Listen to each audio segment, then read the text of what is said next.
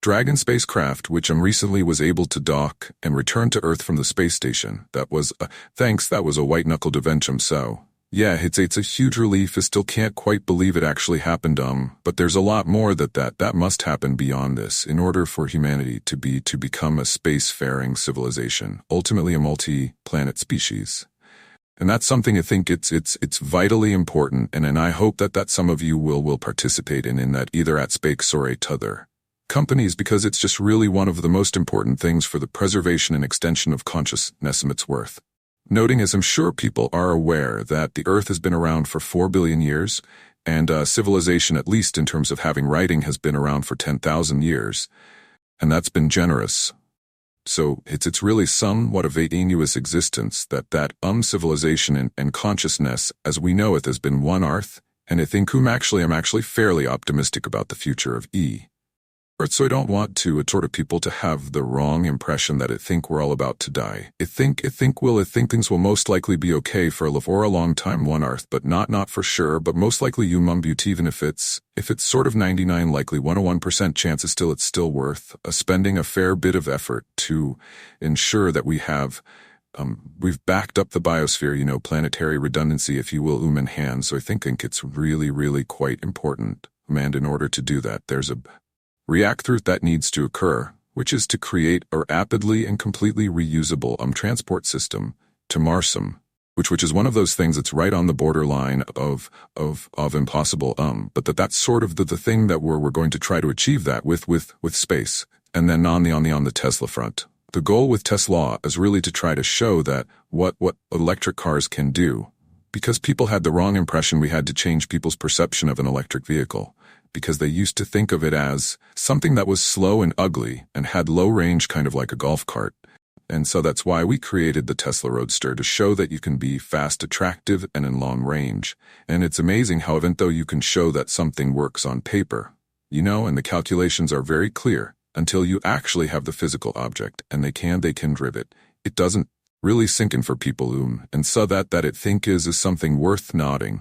If you're going to create a company, the first thing you should try to do is create a working prototype. Everything looks great on PowerPoint. You can make anything work on PowerPoint. If you have an actual demonstration article, even if it's in primitive form, that's much more effective for convincing people.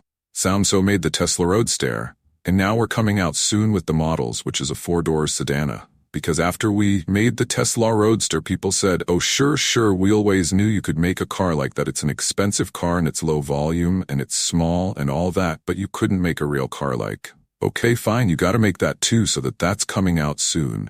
Yeah, so that's the where things are, and hopefully that there are some lessons to be drawn. But I think the overarching point I want to make is that you guys are the magicians of the 21st century.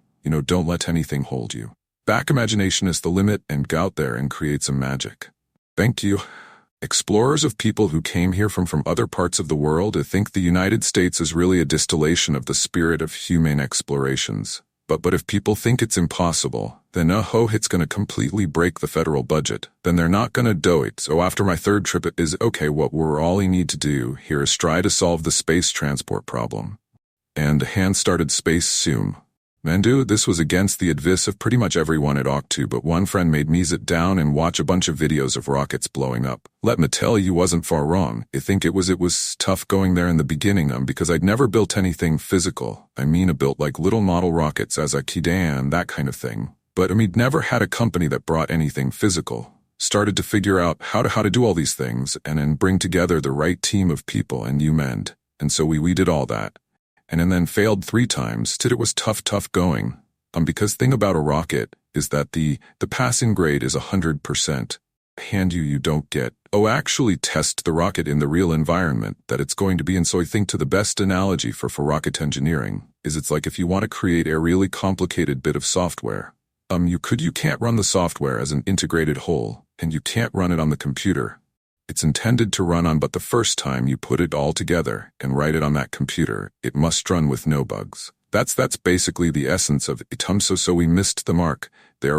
That the first launch was picking up bits of rocket near the launch site was It's a dandu, but we learned with each success off flight, and a hand were able to eventually with the fourth flight in 2008 or eached or bitum, and that was also with the last bit of money that we had some, thank goodness, so that happened. You may think the saying is fourth time's the charm, so that's we got the Falcon 1 to orbit, and then I began to scale that up to the Falcon 9, which is about an order of magnitude more a thrust. It's around 1 million pounds of thrust, and we managed to get that to orbit, and then new developed. Alright, like to thank you for leaving crazy person out of the description. A soy thought to was trying to think what is the most useful thing that that could actually be helpful or useful to you in the future. Man hith hot perhaps tell the story of how a Zord of came to be here, how did some of these things happen, and then maybe there's some lessons there, because I have 10 find self-wonder when how did this happen. So when I was young I didn't really know what it was going to do, when Iga told her people kept asking me, and But then eventually it thought that the idea of inventing things would be really cool. And the reason it thought that was because I read a quote from author Clock, which said that a sufficiently advanced technology is indistinguishable from magic, and that's really true. If you go back, say 300 years, the things that we take for granted today would be burned at the stake for them. Being able to fly that's crazy. Being able to see over long distances, being able to communicate, having effectively with the internet, a group mind of sorts, and having access to all the world's information instantly from almost anywhere in the earth. This is stuff that really would be magics. It would be considered magics in times past. In fact, to think it actually goes beyond that, because there are many things that we take for granted today that weren't even imagined in times past. They weren't even in their realm of magic. So that it actually goes beyond that. So I thought, well, if it can some of those things, basically, if it can advance technology, then that's lie. Magic can, that would be really cool.